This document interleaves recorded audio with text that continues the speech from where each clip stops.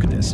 One day, everything is normal, and the next, you start noticing something strange. People stop spending, businesses empty out, everything goes up, and suddenly, money starts to feel scarce. And something interesting happens here. While some people panic, cut everything back, and just wait to see what happens. Others are working more than ever, because right at that moment, there are businesses that don't slow down. They activate. Now let me ask you something. If tomorrow everything gets more expensive, do you have something that keeps generating money for you no matter what?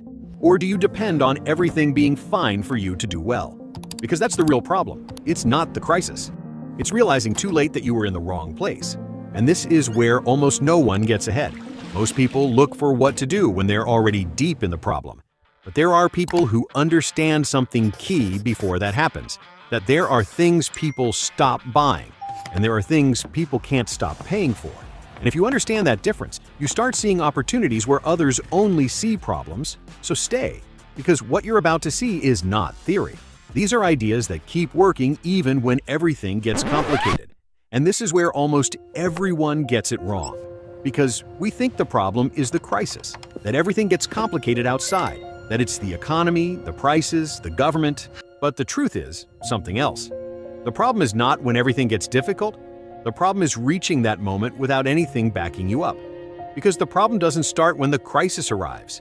It starts much earlier, when you depend on a single way of making money and assume it will always be there. And almost no one tells you this, but it's the reality. If your income depends on everything being fine, then you're more exposed than you think. Now think about it for a second. Were you ever taught how to build something that can withstand a bad economy? Or were you only taught to look for a job, follow a schedule, and hope everything stays the same? Because here's the real mistake. We're trained to function when everything is stable, but no one teaches us what to do when it's not. And it's not your fault. In the end, we all grew up with the same idea: study, get something secure, work hard, and that's it. But what happens if that one source of income disappears? What do you do in that moment? That's why it's not about reacting when the problem is already on top of you.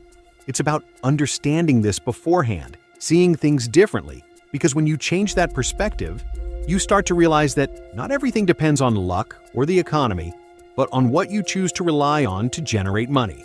Now, with all that in mind, let me show you something that's going to change the way you see this. I'm going to show you 7 businesses that don't just survive when the economy gets tough, but many of them actually become even stronger in those moments. And they're not chosen randomly. They're ordered from lowest to highest, from the simplest to start, to the ones with the most potential to grow and generate money even in the middle of